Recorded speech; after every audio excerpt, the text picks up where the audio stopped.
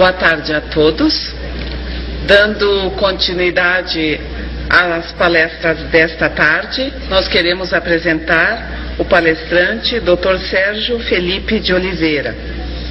O Dr. Sérgio Felipe de Oliveira é mestre pelo Instituto de Ciências Biomédicas de São Paulo, atua nas áreas de neurociências, clínica médica e psiquiatria.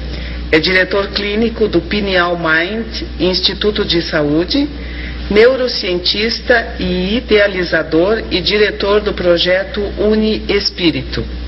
Com a palavra, o Dr. Sérgio Felipe de Oliveira com o tema Depressão, Ansiedade e Fobias. Não?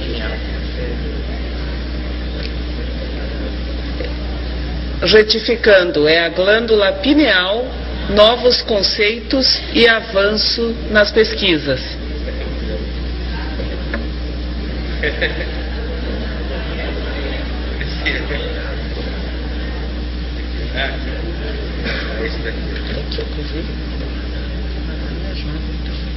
Certo? Ok, doutor Sérgio.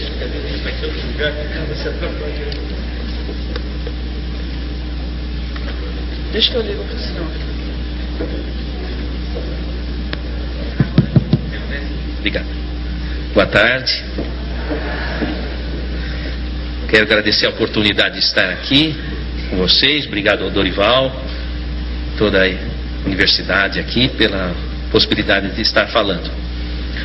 Eu vou expor para vocês alguns dados de minhas pesquisas.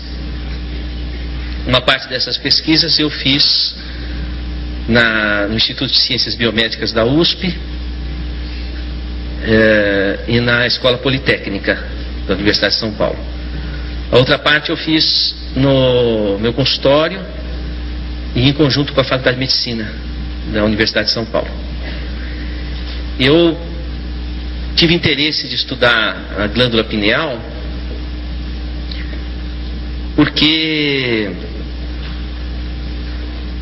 René Descartes, há 400 anos atrás, cerca de 400 anos atrás, disse que é o ponto onde a alma se liga ao corpo, assim como diziam os hindus. E eu achei curiosa a observação e pensei, que será que tem nessa glândula pineal que poderia justificar essa questão, não é? Essa é a história oficial, viu, Dorival? Mas eu vou contar a história verdadeira. Eu vou seguir o conselho da Lucy e vou falar.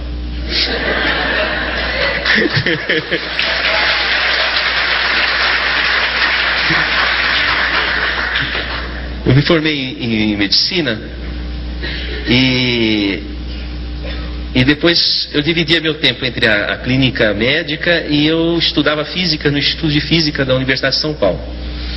Por 4 anos fiquei no departamento de Física Matemática, trabalhando teorias de campo de DNA. E nesse meio tempo eu ministrei algumas aulas na Faculdade de Medicina.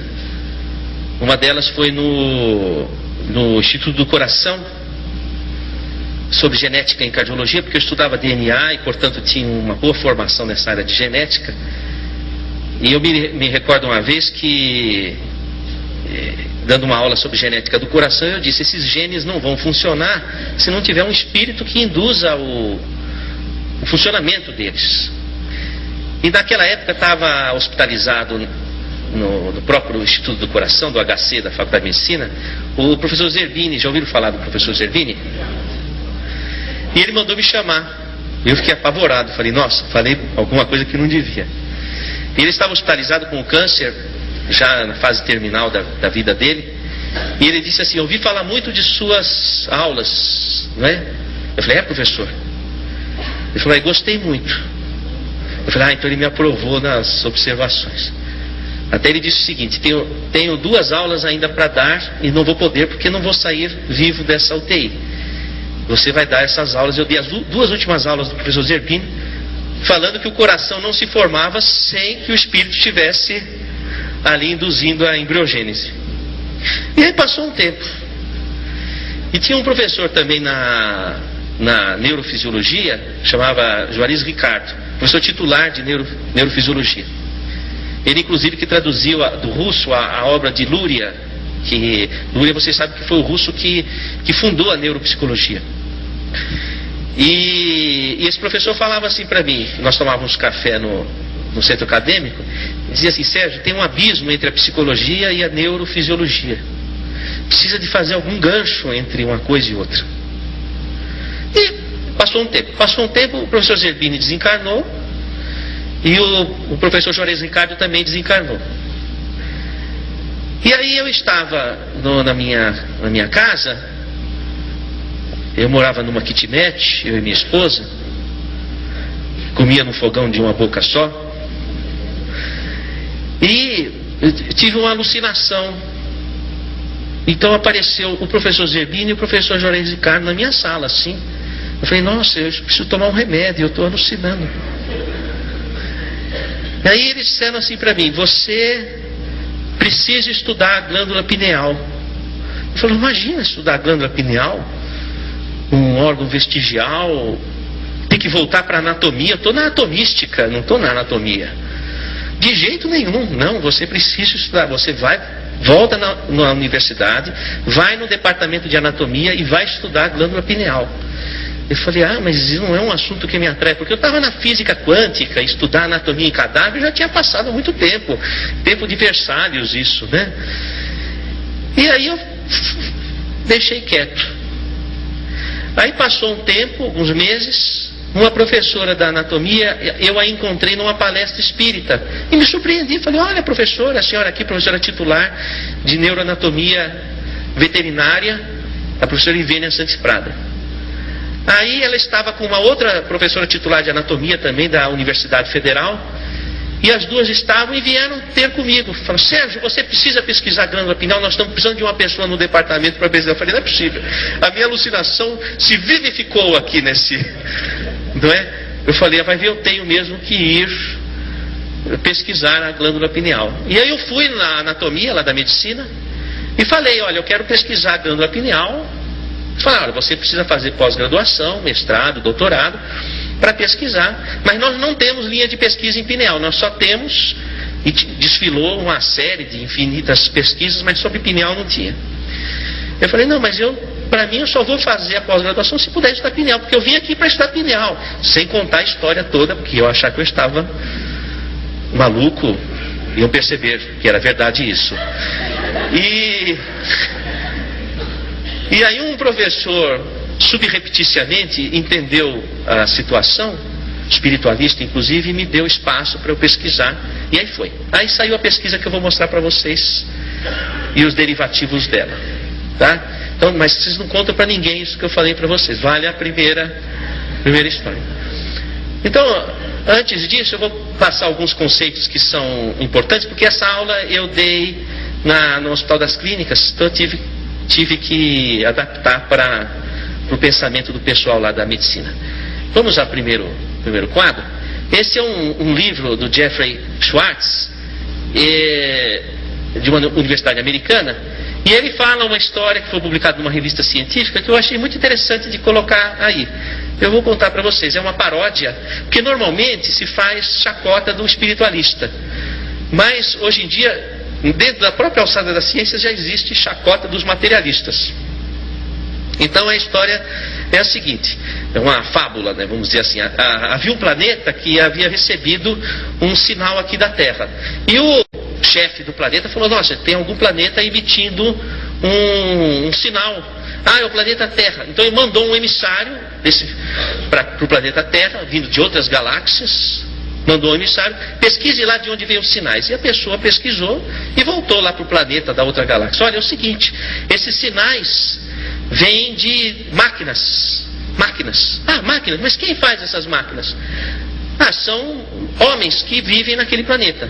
E do que são feitos homens? De carne. Carne? Mas como é que pode carne fazer máquinas? Não, são de carne. Falei: não é possível. Porque carne não é possível que carne pense. Não, são feitas de carne. Não, você deve estar enganado, deve ser como aqui os nossos habitantes, que tem uma parte de carne e uma parte de carbono quântico. Então é possível de alguma forma. Não, é tudo carne. Mas que parte? Não, eles devem ter uma parte que pensa. Não, é o cérebro. Mas é carne também. Não, mas deve ser alguma coisa especial. Não, é carne. Carne que inclusive, você sabe, carne estraga rápido. Então eles vivem pouco. Mas carne que pensa, carne que ama, carne que sente, não acredito. Diz assim, o senhor quer que eu repita novamente? Ou o senhor vai me chamar de mentiroso? Não, então não é possível que carne, ipsis literis, sinta, pense. Então o materialismo está em xeque, o organicismo. Pensar que o nosso pensamento produz, o nosso cérebro produz o pensamento, é a mesma coisa que achar que os atores moram dentro do seu televisor.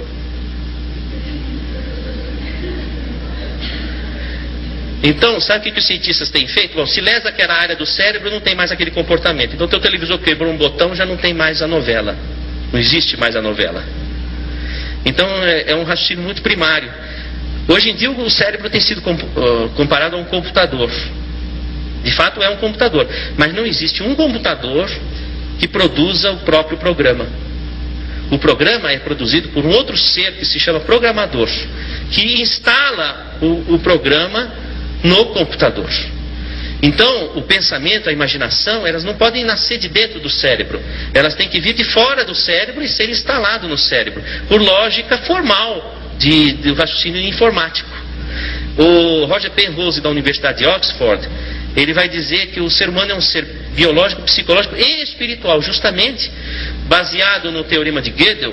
Um sistema não é capaz de ostentar autoconsciência, quer dizer, o seu corpo não pode ter autoconsciência, a consciência do seu corpo tem que vir de fora dele. Por uma impossibilidade matemática, o seu corpo não pode produzir a própria consciência. Então a consciência tem que vir de fora. Como diz Machado de Assis, em Memórias Póstumas de Brás Cubas, a mente se debruça sobre o trapézio do cérebro. Então a mente é instalada no cérebro. O cérebro é um instrumento da pessoa, que é o espírito. Então, dentro da ciência formal, e eu procuro raciocinar dentro da ciência formal, existe uma impossibilidade da pessoa ser o próprio corpo. Uma impossibilidade matemática. Outra questão fundamental que nós precisamos estar atentos é que ter um conceito errado de que a ciência é materialista, porque não é verdade. Porque o materialismo não teve prova científica. Eu queria que alguém me dissesse aqui qual foi o trabalho científico que provou o materialismo. Alguém sabe? Em qual laboratório foi provado o materialismo? Olha, eu já fiz essa pergunta, estou fazendo aqui na Universidade de Caxias do Sul. Eu já fiz na Universidade de São Paulo, foi o mesmo silêncio. Eu já fiz na maior parte das universidades brasileiras, foi silêncio. Fiz na Universidade de Miami, foi silêncio. Fiz na Universidade de Quebec, silêncio. Fiz na Universidade de Lisboa, silêncio. Fiz na Universidade de Londres, silêncio. Fiz na Universidade de Paris, silêncio. Até agora ninguém me respondeu, eu não encontrei. Também fiz uma pesquisa na internet. Não tem um trabalho científico que tenha provado que o materialismo seja a realidade existencial. Então o materialismo não teve prova científica. Quando um cientista coloca uma visão materialista, é a opinião pessoal dele, não a opinião da ciência. Isso precisa ficar bem claro. Da mesma forma, um médico. Se o médico se diz materialista, é a opinião pessoal dele, não é a opinião da medicina. Porque a espiritualidade é um campo aberto à pesquisa científica.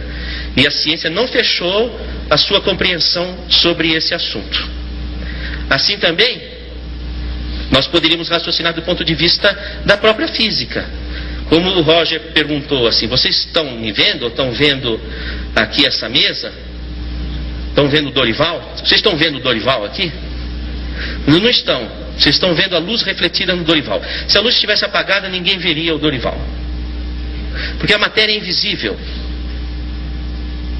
Então vocês não estão vendo essas cadeiras, vocês estão vendo a luz refletida na cadeira. A matéria é invisível. da mesma forma, do que é feita a matéria porque você aprendeu na escola? Do que é feita a matéria? São todos ouvidos. Átomos, isso. O que tem na superfície do átomo? Elétrons, isso, elétrons. O que acontece quando você aproxima um elétron do outro? Se repelem. Por que se repelem? Porque tem mesma carga. Dois ímãs de mesma carga se repelem, não é assim? Tá. Então quando você toca a matéria, na verdade o que você sente como impressão tátil não é o toque, mas é a força de repulsão eletrostática entre os elétrons. Então, existem elétrons nesse chão aqui, uma camada de elétrons. E eu estou pisando sobre essa camada, flutuando sobre essa camada, porque os meus pés também são de elétrons na superfície. Então há uma repulsão eletrostática. Se fosse possível tocar a matéria, haveria fusão atômica. Seria um aperto de mão, uma explosão, um abraço, uma explosão. Acabava o mundo. Às vezes acaba, um abraço pode acabar o mundo, mas... veja, eu queria que vocês raciocinassem. A matéria é invisível e a matéria é intangível. Então o materialista acredita no que ele não toca e naquilo que ele não vê. Precisa ter muita fé para se tornar um materialista. Oi, filha, o que é que você está perguntando? A escuridão é o medo. O medo é a escuridão, não é?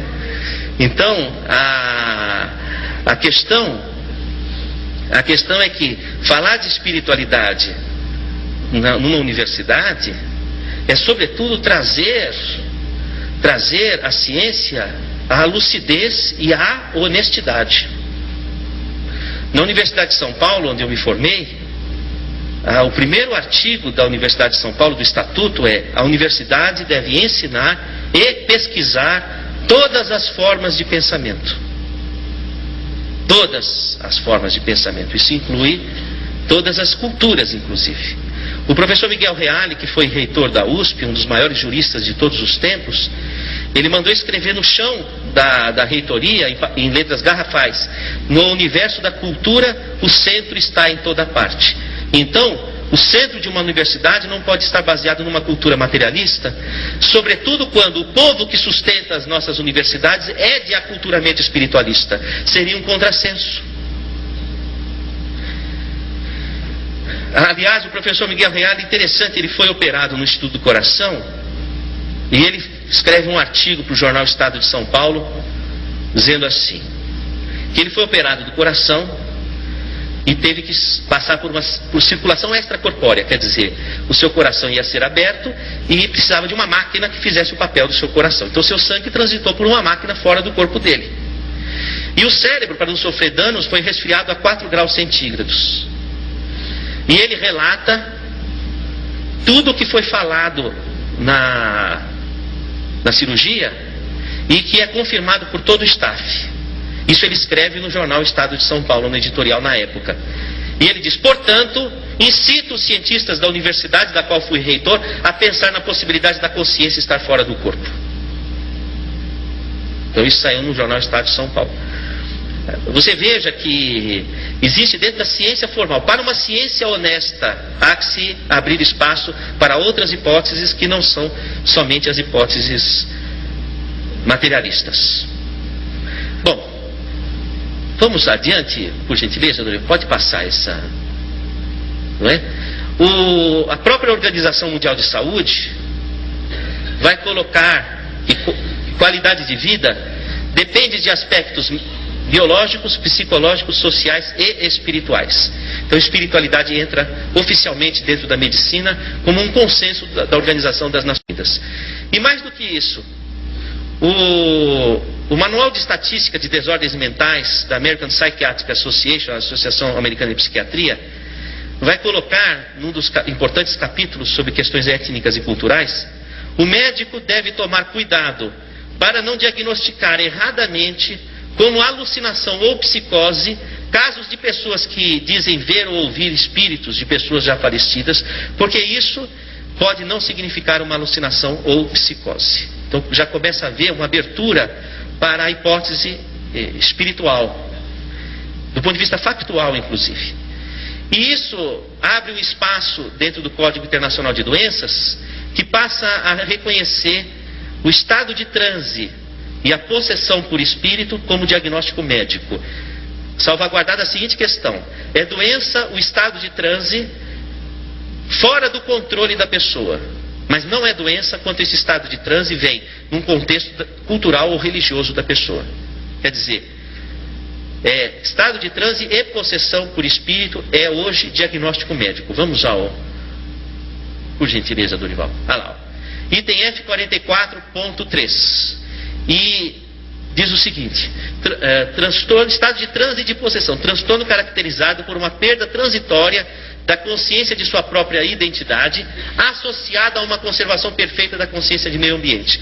É aquela pessoa, por exemplo, aquele paciente, como um relato real, o paciente diz assim: doutor, eu cheguei no hospital psiquiátrico, eu quebrei o refeitório do hospital inteiro, me colocaram num quarto fechado, e por vários dias tinham medo de chegar perto do quarto, porque eu esmurrava a porta e já estava quebrando a porta, de tamanha violência. E eu me lembro de tudo. E eu sabia que o que eu estava fazendo não era de mim, mas eu não tinha controle sobre o que eu estava fazendo. Mas eu tinha uma consciência do que estava acontecendo.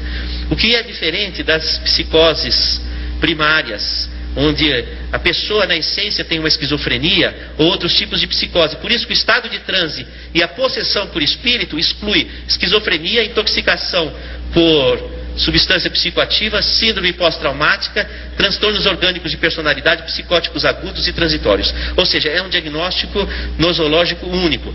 Ou seja, o médico hoje, ele tem recursos dentro da medicina oficial para saber se aquela pessoa está sofrendo de um mal psiquiátrico primariamente ou se ela está sofrendo de um problema de mediunidade. Mas há um seguinte problema: não há médico que, ou se há, são poucos que conhecem esse item do Código Internacional de Doenças. Uma vez eu estive conversando com o diretor-geral do Hospital das Clínicas da Faculdade de Medicina da USP e propus que tivesse algo de espiritualidade no curso médico. Aliás, há 2 meses foi aprovada essa proposta nossa, e hoje a Faculdade de Medicina da USP tem a matéria, a disciplina Medicina e Espiritualidade, que é oferecida à graduação da medicina. Já dentro do currículo médico, é uma conquista inédita do meio universitário. E esse professor, ele falou: Sérgio, não existe nada dentro da medicina que fale de espiritualidade ou de mediunidade, como é que você vai? Eu falei: professor, existe sim, o Código Internacional de Doenças. Ele falou: mas aonde? Professor titular, professor-chefe do HC, 50 anos de medicina, mandou a secretária buscar o Código Internacional de Doenças. Eu falei: abre no F44.3, professor. Ele abriu, ficou 10 minutos olhando paralisado. Falou: puxa, é mesmo? Como é que eu não tinha visto? Não é? Eu queria perguntar aos colegas, honestamente, tem médicos aqui? Eu não estaria surpreso se você não conhecesse esse item do... Não conhecia, né? Não conhece. É? Não, eu não descobri, eu abri o livro para estudar.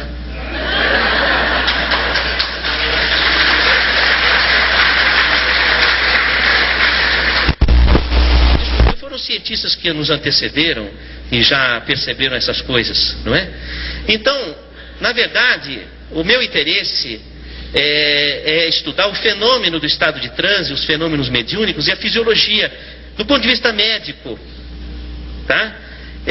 O que não descarta a necessidade de estudos por outras fontes. Eu até estava conversando com um colega aqui, dizendo que estudar espiritualidade precisa ser, mesmo na área médica, precisa ser estudado também por não médicos, porque o médico, ele fica amarrado com as determinações da academia. Você vê um pesquisador como o Godinho, ele transita com muito mais fluidez, então ele vai mais longe. Entende? O médico fica amarrado, não pode falar isso, não pode fazer aquilo, não pode fazer não sei o que. Então, às vezes você fica pensando, é melhor não ser médico, ficar livre, não é? Para poder... Então, precisa de haver pesquisadores não médicos para poder ir um pouco na frente, e depois o médico vai tentando encontrar os parâmetros com clareza, incorporando a oficialidade da medicina. Vamos, por gentileza, ao próximo. Esse é o DSM-4 que eu falei que tinha pronto, apresento-vos a glândula pineal, você tem uma dessa no meio da sua cabeça. E eu fiquei me perguntando qual seria a importância da minha palestra para os meus amigos aqui, porque não haveria sentido eu ficar falando feito um papagaio se não houvesse uma importância.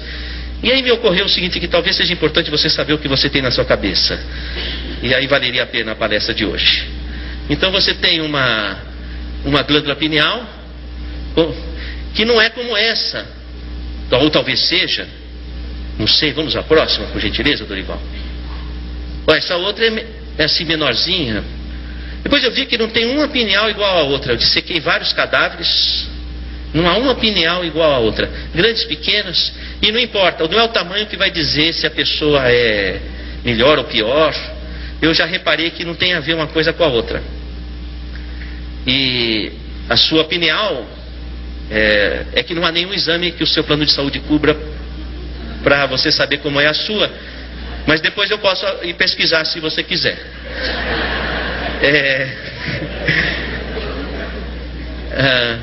O próximo, por gentileza. Sim, aí que eu fiz? Eu peguei uma pineal, cortei no meio e pus no microscópio eletrônico. Então eu fui lá no mesmo instituto de física que eu trabalhava, aliás na engenharia, e cortei do meio e vi que tinha essas estruturas como se fosse crocante na glândula. Falei, mas que interessante. Vamos ver o que é. Aliás, se tivesse menos luminosidade, ficaria mais visível. Tem alguém me ouvindo, será? Ótimo. Aí podia voltar então para... Voltar. Dá para ver o crocante um pouco melhor. São várias assim, né? Então, agora vamos novamente para... Aí, o que eu fiz? Eu percebi o seguinte, que havia... Nossa, assim também... Tá bom. Na verdade, aquele crocante é o seguinte, é envolvido por uma... Tá vendo essas capas, não é? Não é? Como se fosse capas. São de tecido conjuntivo. Vamos ao próximo, por gentileza, Dorival. E tirando as capas, parecem amoras. Depois, observando de mais perto, na verdade, tem a mesma forma que um cérebro, com circunvoluções, etc. Porque, na verdade, a pineal está mergulhada no terceiro ventrículo, no líquido cefalorraquidiano. E por pressão de vasos comunicantes, então essas estruturas elas sofrem uma pressão semelhante ao que o cérebro sofre, elas acabam tendo um formato semelhante ao do cérebro. Próximo, por gentileza. E me chamou a atenção que essas estruturas estão em casulos. E eu não tenho as imagens aqui, porque são muitas imagens, mas na escola politécnica eu pude detectar que são apatita, cristais de apatita que nós temos no meio da cabeça. E depois até me veio, muitas vezes a pessoa falava assim para mim, eu não tenho bola de cristal? Tem. Você tem bolas de cristal no meio da tua cabeça. E eu falei, olha que coisa curiosa, por que haveria bolas de cristal no meio da cabeça? Eu fiquei me interrogando. E aí eu comecei a pensar que talvez essas estruturas elas tivessem alguma função. Porque antigamente se pensava que a glândula pineal ela degenerava com a idade. Degenerava e não tinha função. A não ser até os 13, 14 anos para a emergência da sexualidade e depois perdia a função. E se calcificava. Pois é o que acontece com esse trabalho, nós percebemos que na verdade não é que a pineal se calcifica, ela forma estruturas organizadas. Como por exemplo, quando nascem seus dentes, você não vai dizer que a sua boca calcificou. Formou dentes, que também tem o esmalte dentário de apatita também. Então não quer dizer que a sua boca calcificou, quer dizer que formaram estruturas funcionais. Então eu comecei a me indagar se essas estruturas não teriam função dentro do organismo. E estudando pela difração do raio-x e por outras técnicas, então foi que evidenciei que eram cristais de apatita. E esses cristais de apatita, eles provocam na glândula uma estrutura, formam na glândula uma estrutura que compõe como se fosse uma caixa de ressonância. Então, na verdade a apatita, ela tem muito elétron na superfície, então ela repele campo magnético. Então quando chega um campo magnético na glândula, bate num cristal e ricocheteia para o outro cristal. Bate no outro cristal e ricocheteia para o outro. Então sequestra o campo. Como fosse o seu telefone celular. Capta o campo com as informações do seu discurso e com as suas emoções e deixa guardado ali. E depois você pega o recado. Então a pineal seria como fosse a caixa postal do seu celular. Ela capta vibrações do espectro eletromagnético que traduzem emoções de nossos pensamentos ou de espíritos do mundo espiritual ou telepáticos de outras pessoas, arquivam ali e reagem no cérebro de formas as mais diferentes imaginárias. Então, talvez por isso que os hindus tenham a glândula pineal como uma glândula da vida mental, do contato com o além. Assim também está colocado no livro Missionários da Luz, capítulo Epífise. Epífise é o sinônimo de glândula pineal, que é a glândula da mediunidade, porque ela capta o recado. Então é a antena de conexão, vamos dizer assim. Para você localizar na tua cabeça a pineal, como se você colocasse o dedo entre os olhos e fosse possível aprofundar até o meio da cabeça, está ali a pineal. Também você tem acesso por aqui por trás. Se você tem o cerebelo, tem aqui o cerebelo. Entre o cerebelo e o encéfalo, se você divulsionar e entrar, você cai na pineal aqui. Por isso que tem aquela história daquele fio, aquela ligação que ocorre aqui, porque a pineal, a pineal ela não está aqui, mas por aqui você entra, pelo cadáver você chega nela. Se você separar o cerebelo e olhar assim, você vê a pineal ali, não é? Então, outra coisa, pineal tem nos peixes, os peixes têm pineal. Aliás, quando o animal tem cabeça translúcida, a pineal tem células de retina. Por quê? Porque a pineal e os olhos têm a mesma origem. Então, por exemplo, um camundongo que tem cabeça translúcida, você encontra células retinianas, não é? Nós não, porque nós temos a cabeça impermeável à luz. Então a pineal é atingida pela luz pela retina dos olhos. Então, uma parte da luz que você capta pelos olhos vai formar a imagem, chegar no lobo occipital, onde é formada a imagem. Mas outra parte da luz que você capta não vai formar a imagem, são os efeitos não visuais da luz, que vão regular os ritmos do nosso organismo. Porque o nosso organismo precisa saber que horas que produz hormônio de crescimento, o cortisol, que horas que produz cada hormônio, o ritmo, tudo é coordenado pela pineal. Isso é sabido na medicina. Inclusive, existem hormônios que são regidos sabidamente pela lua. Isso é medicina alopática que fala. Então, por exemplo, como é que toda gravidez de uma mulher, em média, tem 9 meses? Uma gravidez saudável, 9 meses. Que é exatamente um ano da lua. Como é que o organismo acompanha a lua assim, desse jeito? Porque a pineal capta emissões da lua e traduz em toda a hormonologia que é regida pela lua. É chamado Zeitberger lunar, que regula os hormônios reprodutivos e sexuais, não é? Quer dizer, ninguém vira lobisomem à luz do sol, vira ao luar. Também vai o quê? Cantar uma serenata, não é? Ao luar. Por quê? Porque os hormônios sexuais, eles são regidos pela lua.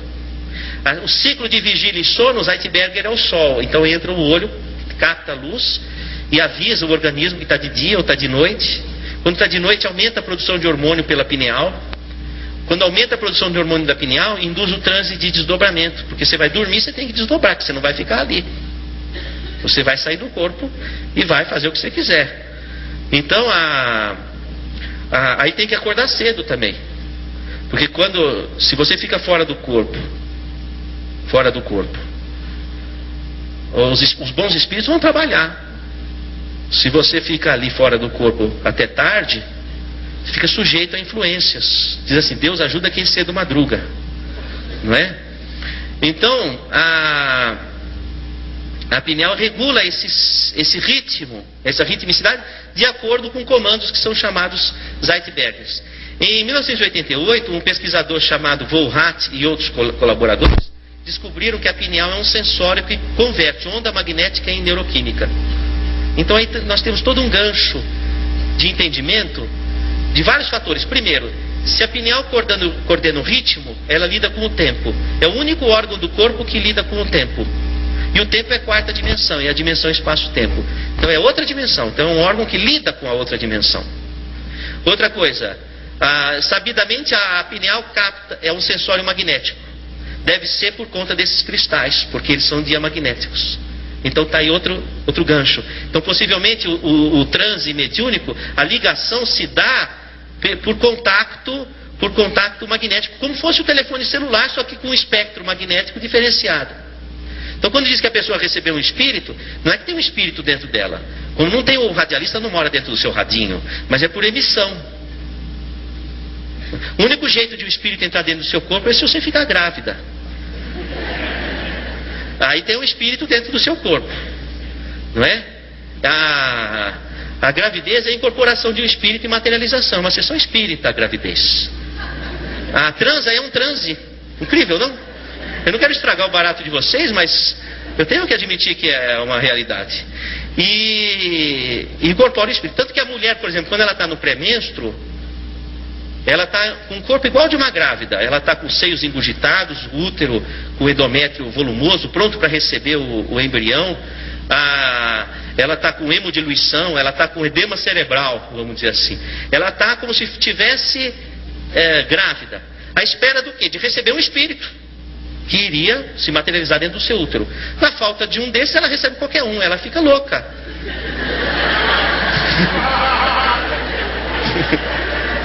Então o pré-menstruo, a mulher está em sessão. Se ela souber fazer uma boa sintonia, ela domina o mundo. Porque você não precisa só receber maus espíritos, você pode receber um bom espírito. Porque se você está irritada tendo sintomas, você está recebendo maus espíritos. Agora, se você pode aproveitar, entrar naquele segundo modelo da Lucy, receber bons espíritos e dominar o mundo. Já imaginou? É como Jesus ensina Joana, a esposa de Cusa, porque a Joana não aguentava mais o marido dela, que era um corrupto, mancomunava acordos com os fariseus, com os hebreus, com os romanos, e enfim, é corrupto, e coisa que não se conhece no nosso país. E isso é coisa de antigamente, há 2000 anos. Então, ele era durão em casa e uma pessoa intratável. E ela via Jesus falar de justiça social, falou: puxa, bem diferente do meu marido. E ela foi conversar com Jesus. E Jesus estava na casa de Pedro, ela bate na porta, né? Por favor, queria falar com Jesus. Jesus levanta da rede, põe o chinelo, ajeita as madeixas. Fala: pois não, Joana, né? E ela fala: o que eu faço com meu marido? Não é? Porque ele é uma peste dentro de casa, um problema sério e tal. Ela diz o seguinte: olha, na hora da crise, silencia, para que você possa se inspirar. E aí você saberá dizer o verbo doce ou enérgico, conforme a circunstância. Então ele estava ensinando a Joana a entrar numa sintonia boa para poder agir. Porque normalmente a mulher no pré-menstruo, ela vai na onda do reagir. Então ela fica irritada, ela fica... Agora, se ela se recolher, se inspirar, ela vai agir, ela vai atuar de forma transformadora. Então esse é um momento fisiológico do transe. Você sabe que nos homens não tem estudo, porque não se estuda os homens, só se estuda as mulheres. Agora que começaram a fazer estudos dos homens, é o machismo dentro da ciência. E de fato é mesmo. Então se conhece pouco sobre a fisiologia reprodutiva masculina, vamos dizer assim, frente ao que se conhece da mulher. Mas voltando, vamos projetar o próximo. Uma coisa interessante. Então eu fraturei um cristal e percebi o seguinte, que eles apresentam lamelas concêntricas, como se fosse uma cebola. Tá vendo a tampinha aqui, ó? Um amigo meu me perguntou: Sérgio, como é que você conseguiu fazer um cortezinho numa estrutura submicroscópica? Eu falei: eu não sei, foi um acaso. Eu falei: não é possível, o acaso não vai produzir uma coisa tão certinha, o corte e a tampinha. Eu falei: então foi o professor Zerdini e o Juarez Ricardo que fizeram. Porque ninguém entendia como é que pode se fotografar. Olha, isso daqui está aumentado, você tem que multiplicar por 3, está aumentado 6.900 vezes. Então é muito pequeno.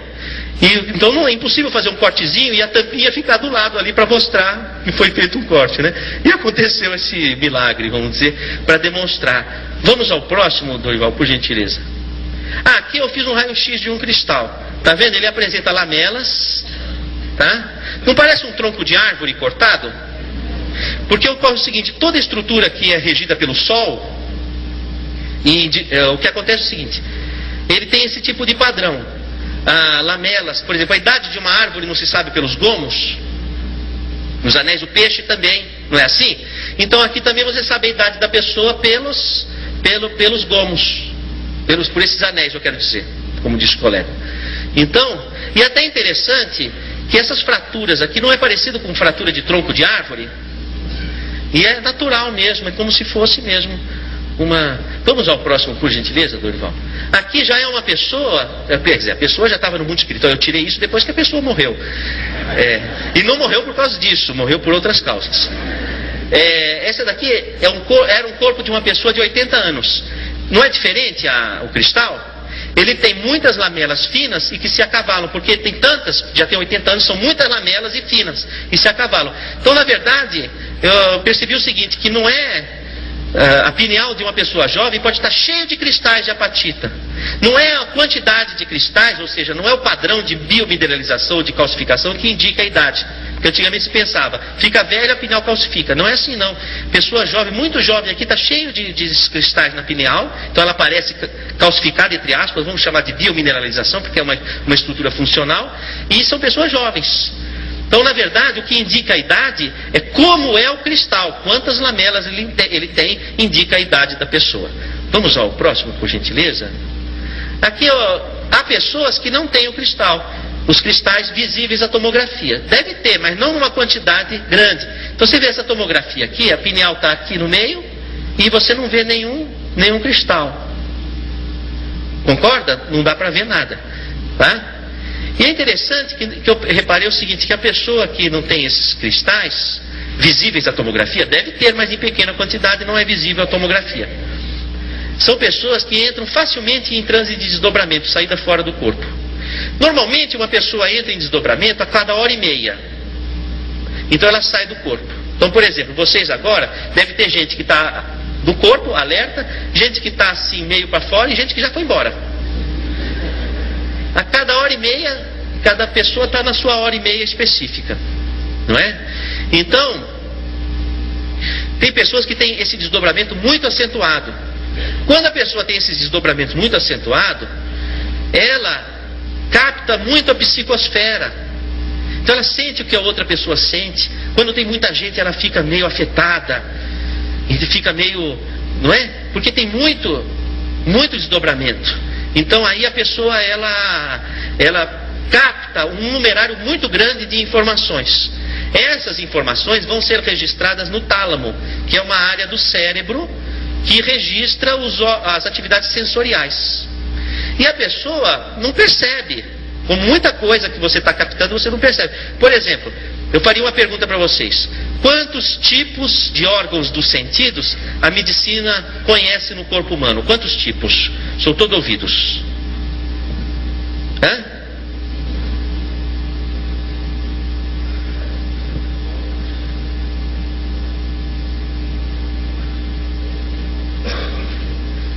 Quem estudou aqui no livro Histologia Básica de Junqueira e Carneiro? Levanta a mão. Então, capítulo de órgãos sensitivos. 21 tipos de órgãos dos sentidos. Conhecidos, fora o que está para ser pesquisado. Então existem, quem falou 5, existem pelo menos 16 órgãos dos sentidos funcionando e que são responsáveis por captar um numerário de informações que você não tem nem ideia, mas que são responsáveis pelo seu equilíbrio. Tá? Então tem um numerário de coisas que você capta e que você não tem nem ideia, mas estão reagindo no seu organismo. Quando a pessoa tem esses estádios de desdobramento, ela tem uma reatividade muito maior. Ela fica muito mais captante. E depois, se ela capta o que o outro sente, se ela capta a ambiência, fica difícil ela se perceber o que é meu sentimento e o que é um sentimento que eu captei. Então são pessoas muitas vezes confusas no que diz respeito à sua identidade. E Mais do que isso, quando se percebe com muita profundidade e normalmente remói coisas que já não são mais coisas para serem remoídas. Então são pessoas muito autocríticas. Então aí começa uma sucessão de patologias, porque se ela percebe tanto, ela gasta muito neurotransmissor, certo? Gasta muito transmissor, então no começo ela fica ansiosa, fica fóbica, depois ela deprime, dá um shutdown, porque consome os neurotransmissores, tamanha sensibilidade. Então aí ela vai para o consultório dizendo que ela tem uma ansiedade e tem uma depressão. Então essa paciente aqui, o que aconteceu? Foi dado lá, isso aqui é um relato, eu fiz questão de colocar o que ela me escreveu, literalmente, ela me mandou pelo computador uma folha: doutor, esses são os remédios que eu tomei. Fluoxetina e Prozac é a mesma coisa, que é Effexor, Venlafaxina, esse Rivotril aqui está escrito errado, mas enfim, tem umas coisas que estão escritas erradas, mas dá para ter ideia. O Wellbutrin é outro antidepressivo, Ritalina, tomou lítio, tomou paroxetina, tomou sertralina, tomou Pamelor, tomou anafranil, tomou citalopram, triptanol, Cymbalta, Lamictal, Prozac, sugestão, eletrochoque, porque o médico já não sabia mais, e era um professor, que sugestão, eletrochoque. Então ela chegou ao consultório com essa: doutor, é o seguinte, eu vim aqui porque a última sugestão dos médicos foi eletrochoque, e eu estou já chocada antes do eletro. Não é? E então eu fiz um exame clínico do ponto de vista psíquico e observei que ela tinha várias características do estado de desdobramento. Inclusive ela mesmo relatava: de fato, às vezes eu me vejo fora do corpo, já aconteceu essa experiência e tal, enfim. E eu falei: possivelmente você está tendo aquela depressão sequelar a esses estados de desdobramento. Bom, normalmente quando a pessoa tem o desdobramento, ela exala uma energia que o Notzing, que estudou com Freud na escola de Charcot, chamou de ectoplasma. Albert Heinrich Notzing estudou com Freud, com Jung, na escola de Salpêtrière, em Paris, professor Charcot, e ele escreve Le Phénomène physique de la médiumnité, os efeitos físicos da mediunidade, estudando a ectoplasmia. Quando a pessoa tem desdobramento, ela exala essa energia, e o exalar dessa energia torna a pessoa extremamente interativa, por isso que o desdobramento provoca essa interatividade, porque o ectoplasma é uma energia que serve para o pensamento como o ar serve para o som. O ar é que transporta o som, o ectoplasma é que transporta o pensamento. Quando produz muito ectoplasma, a pessoa reage muito ao pensamento um do outro, é muito sensitiva e gasta essa energia ectoplásmica. Bom, o que acontece? Muitas vezes o organismo começa a reagir a esse excesso de ectoplasmia. Então ele começa a formar estruturas ectópicas, que é para onde vai a energia ectoplásmica no organismo. Então cistos, osteofitoses, tumores, ou a pessoa começa a sangrar para eliminar essa energia ou para contê-la em alguma estrutura. Às vezes a pessoa engorda e não se justifica pelo que ela come, ela engorda, não é hipotiroidismo, não é isso, não é aquilo, mas como é que ela engorda? O outro come a mesma coisa e não engorda, não é? Porque precisa ir para algum lugar esse ectoplasma. E de fato ela tinha um problema tiroidiano, com cistos inclusive, e ela tomava uma medicação para parar o sangramento, que ela tinha uma metrorragia. Então ela tinha características da pessoa, tanto físicas quanto psíquicas, do desdobramento. Vamos ao próximo, por gentileza. Aí, olha, nas mamas ela apresentava tecido fibroglandular e cistos, que são as formações ectópicas que aparecem, pedra de vesícula, pedra de rim, cistos, aparecem na pessoa que tem muito ectoplasma. Próximo, por gentileza. Também o cisto de ovário, olha lá, ó, com conteúdo hemático, olha lá, por gentileza, o próximo. Então, aqui só para traduzir, aqui o desdobramento é a saída fora do corpo, ó. Eu falei uma pergunta para você: quem é a pessoa? A que está deitada ou a que está em pé? Hã? Ó, pessoa que está deitada ou a que está em pé? Quem acha que está deitada? Então, se você acha que a pessoa é a que está deitada, você acha que a pessoa é o corpo. Se você acha que a pessoa é a que está em pé, você acha que a pessoa é o espírito. Como é que o Estado, a nossa Constituição, considera? A pessoa é o corpo ou a pessoa é o espírito? o nosso Estado, a Constituição, considera a pessoa como sendo um espírito. Tá? Tanto assim é que, se fizermos um clone humano perfeito, cada um receberá uma identidade diferente. Tanto assim que gêmeos univitelínicos, que têm genes idênticos, são clones perfeitos, cada um recebe um ciclo e RG diferentes. Se o corpo é idêntico, com os genes idênticos, o que é diferente? É o espírito. Então, quando o Estado reconhece a diferença das pessoas, reconhece a pessoa como sendo o espírito. Inclusive, nossa Constituição também é espiritualista. Sabem disso, né? Constituição de 1988, saudosa memória, Ulisses Guimarães, lembra? Vocês lembram como é que é a Constituição brasileira? Preâmbulo. Vocês são brasileiros?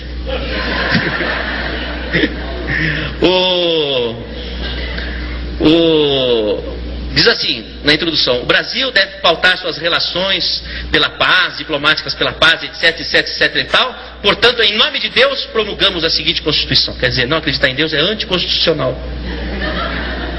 Tá? Bom, então isso aqui é o estado de desdobramento. O Estado reconhece a pessoa como sendo um espírito. Não é? Vamos ao próximo. Oi, filha. Pois diga.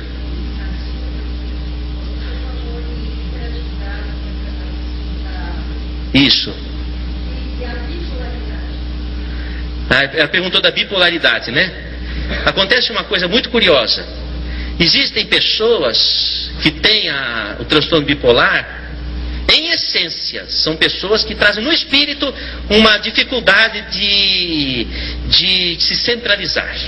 Tá? É aquela pessoa que quer dar um voo de Ícaro. Ela quer alcançar a luz, mas vai alcançar a luz com asas de cera. Depois ela despenca. O sol derrete a asa e ela despenca. Então a pessoa está entre a euforia e a depressão. Então há pessoas que trazem na essência esse desejo, essa fuga, e espiritualmente elas é difícil tratar, porque em essência elas não querem percorrer o passo a passo. Para elas é difícil. É como o poema de Alfonso Guimarães, que diz assim: quando Ismália enlouqueceu, pôs-se na torre a sonhar. Queria a lua do céu, queria a lua do mar. Então ela queria dar um voo de Ícaro e ela mergulha na lua do mar. Não é?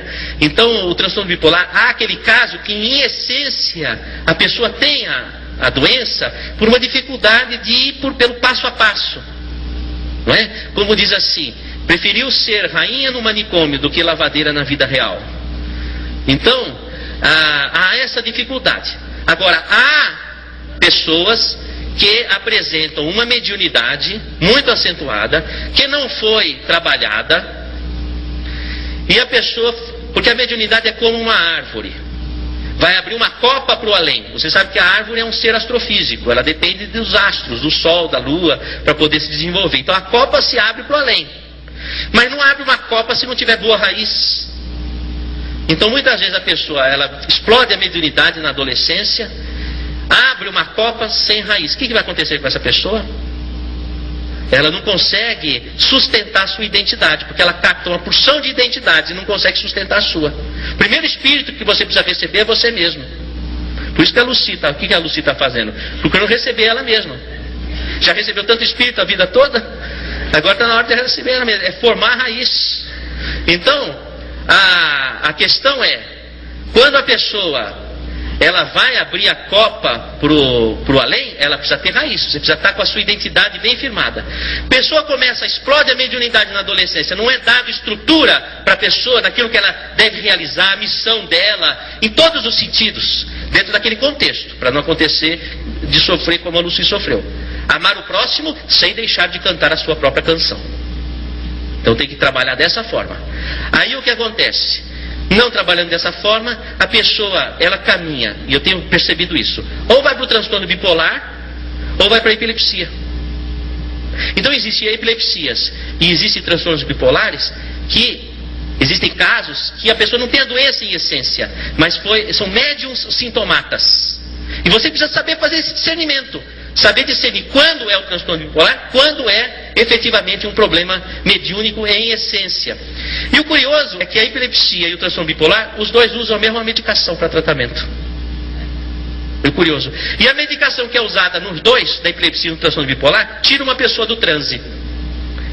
Porque se você tomar um LSD, você entra em transe. Se você tomar uma carbamazepina, você sai do transe. Porque aqui, a mediunidade é orgânica, é uma função de senso-percepção. Você pode facilitar ou abrir, usando química. Qual é o problema das drogas? O problema das drogas é que a mediunidade está presente na maior parte das pessoas, em escala acentuada. Isso não é trabalhado na nossa sociedade, a pessoa fica explodindo, ela vai para as drogas, vai para o álcool. Porque nós nascemos para transcender. Então a mediunidade ela é essencial, como a inteligência, a emoção, é o nosso contato com o devir, é o nosso contato com o além. Então nós nascemos com esse dom. Inclusive Santo Agostinho, ele que almejava a felicidade, ele dizia: a felicidade está quando a pessoa consegue cumprir as bem-aventuranças do Senhor na montanha. Bem-aventurados os humildes, porque deles será o reino dos céus. E assim vai. As bem-aventuranças puros de coração, os mansos e pacíficos. Mas ele dizia: não é possível se cumprir as bem-aventuranças se não tivermos o dom espiritual, ou seja, a mediunidade, que é o que nos permite um contato com a espiritualidade de luz, local que ainda não estivemos. Porque nós já estivemos nas sombras, mas não estivemos ainda na luz.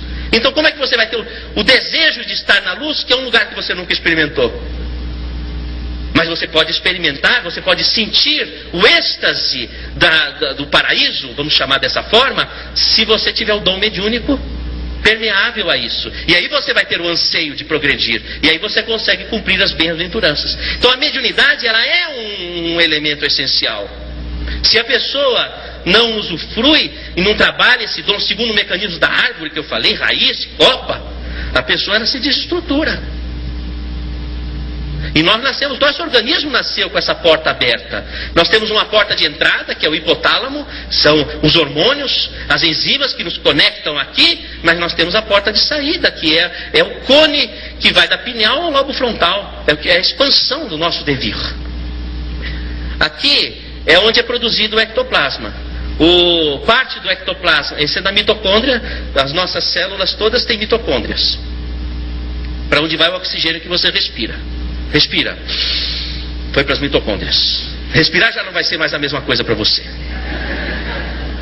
Então, lá o oxigênio vai servir para combustão energética, para produzir energia. Porque você sabe que o oxigênio é o elemento de combustão. Não é quem que descobriu o oxigênio? Foi o Lavoisier. O Lavoisier ele trabalhava na casa de pólvora. Ele queria saber como que descobriu o fogo. Porque uma coisa que ele não queria na casa de pólvora era fogo. E aí ele descobre o oxigênio. Então, o oxigênio vai produzir, vai entrar em contato com o metabolismo, vai produzir energia. Então, parte dessa energia vai se juntar com a energia vital que já vem pelo oxigênio. Porque quando a planta capta o oxigênio para fazer a fotossíntese, ela capta também a luz do sol. E a luz do sol vem com o prana, que é a energia vital. E a planta vai acoplar o oxigênio ao prana. Então quando você respira o oxigênio, você já respira com o prana. Então vem o prana aqui para dentro da mitocôndria e se junta com a produção calórica e forma o ectoplasma.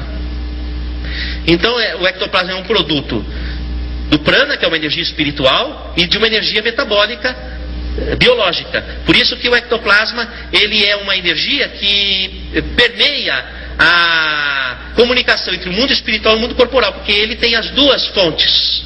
Então ele permeia. Então aqui é produzido. E o interessante é que os cristais da pineal começam a ser formados a partir da mitocôndria. É a partir dali que começa a formar. Então tem até uma coincidência nesse sentido. Próximo, por gentileza. Aqui é o seguinte: fazendo uma tomografia funcional de um paciente em desdobramento, ele apresenta um aumento de circulação aqui na região da pineal e do tálamo.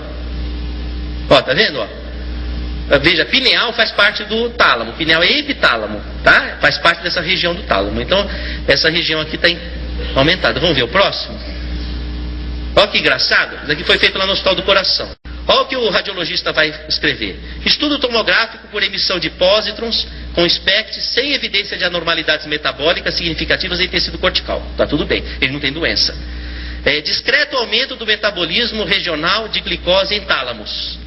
Aí ele pergunta: que é isso? É variação do normal? Porque o que acontece? A pineal dele está ativada e ele fala, mas o que é isso? Porque não é doença, mas também não é normal. Porque ele não está entendendo. É a mediunidade da pessoa ativa. Fui claro nessa questão? Tá? Próximo, por gentileza. Esse daqui é um paciente meu também, mas que na época não tinha esse exame aqui no Brasil, nós fizemos nos Estados Unidos. O mesmo resultado. Tá? Aqui a região da pineal, ó, incrementada. E o interessante é que ela tinha fenômeno de clarividência, porque o occipital é que está aberto, mas o frontal não está. O lobo frontal, ela não tem crítica do que está acontecendo. Então é uma mediunidade sem consciência. Tá? Próximo, por gentileza. Aqui, vocês veem os cristais aqui, ó. Tá vendo o pontinho branco? Já é uma moça que tem os cristais em grande quantidade. Normalmente, quando aparecem esses cristais, a pessoa tem mediunidade de incorporação, porque os cristais atraem a onda magnética, né? Que nem os telefones celular. Então aí é a incorporação. E o curioso é o seguinte: no fenômeno de incorporação, a pessoa ela tem aumento de fluxo sanguíneo na cabeça e pode ter dor de cabeça. Curioso que o Jung, o psiquiatra suíço, ele do primeiro volume, segundo capítulo de Obras Completas, ele fala que a médium entrava em transe e depois sentia fortes dores de cabeça. E ele examina o coração e o pulso para tentar entender o que estava acontecendo. Olha, veja que curioso. Doppler transcraniano, aumento de velocidade de fluxo acompanhado de índices de pulsatilidade normais do sistema carotídeo bilateralmente. Em especial, aumento de velocidade da cerebral média bilateralmente. Circulação vértebro-basilar bilateralmente, sinais de elevação de velocidade como um todo, sem padrão segmentado, notadamente basilar distal, com índices normais de pulsatilidade. O sistema vértebro-basilar, que vai originar a artéria cerebral posterior, que irriga a pineal, está com um fluxo aumentado. Pois não.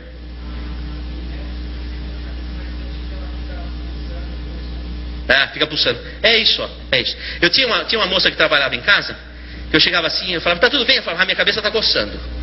Mas o que tem a ver com a cabeça coçando? Ah, doutor, quando a minha cabeça está coçando, alguma coisa vai acontecer. E acontecia. Eu falava, e aí, hoje a tua cabeça está coçando? Não, então tá tudo bem, posso sair normal. Não é? Aí, passado um tempo, isso era na minha infância. Hoje eu entendo o que acontecia. Ela sentia alguma coisa diferente na cabeça, porque era uma médium. Não é? Próximo, por gentileza. Aí também, olha que interessante, ó. Esse daqui foi uma tomografia em 1994, menino adolescente. Dá para você ver aqui, olha, um pontinho aqui, ó, não são cristais? Tá vendo? Bom, olha aqui em 2004, aqui na Unifesp, Universidade Federal de São Paulo. Já aumentou bem, não aumentou? E já está mais velho, 2004.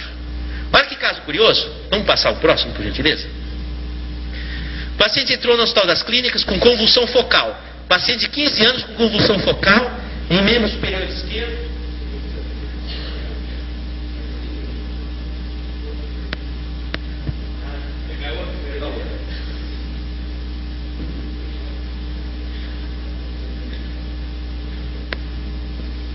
Aí, frequente há mais ou menos um mês, cefaleia persistente. Eu não falei para vocês? Ele não tem um cristal médio de incorporação? Cefaleia persistente, não falei? Não é? Há exceções. Pessoa que tem um cristal, mas sofreu cirurgia cardíaca, cirurgia cerebral, ou usou droga, usa álcool. Uma forma, mulher com perfil de mediunidade de desdobramento, fez aborto, fica com mediunidade de incorporação. Então, paciente de 15 anos com convulsão focal, membro superior esquerdo, frequente, uma cefaleia persistente. Eletroencefalograma, foco sharp lento, fronto temporal direito, que é característico do estado de transe, com alteração, lentificação de onda em lobo frontal. Crânio normal. Vamos ao próximo, por gentileza. Aqui é o seguinte. A doutora Mônica Haddad, minha colega de turma, é uma expert em neurologia, hoje é uma cientista renomada internacionalmente. Naquela época, olha, paciente acima, que é o mesmo paciente, o Conrado, eu falo o nome dele porque ele me permitiu e o caso dele já é público, tá? Tá certo? Depois vocês vão entender por que o caso dele é público. Paciente acima teve quadro sugestivo de pré-síncope, que é a epilepsia, quase, né? Fenômeno miotônico a esclarecer. Já não estava entendendo. Ele tinha crises epiléticas, mas Está meio estranha essa crise dele, não é? Por favor, faça um scanning desse paciente para ajudar no diagnóstico diferencial. Porque não estou entendendo o que está acontecendo. E ele está tomando remédio, Idantal, Tegretol, e vão tentando, não é? E aí esse paciente nos procurou, não é? E nós demos um encaminhamento para ele. Vamos ao próximo. E que era o caso? Olha lá, ó, a epilepsia dele, o que se tornou. Agora você imagina se não tivesse passado por um diagnóstico lúcido, que tivesse, considerasse o estado de transe. Ia ser um epilético a vida toda. Não ia, não ia. Agora olha que maravilha. Uma mediunidade tão maravilhosa, saiu na revista o caso, porque um menino desse, com mediunidade de cura, manifestações fora de série, ajudou muita gente e ajuda muita gente, anonimamente, porque ele não tem interesse pessoal, não cobra nada, ninguém, vocês nunca ouviram falar dele porque é anônimo, mas ajuda muita gente, né? Vamos ao próximo. E finalmente,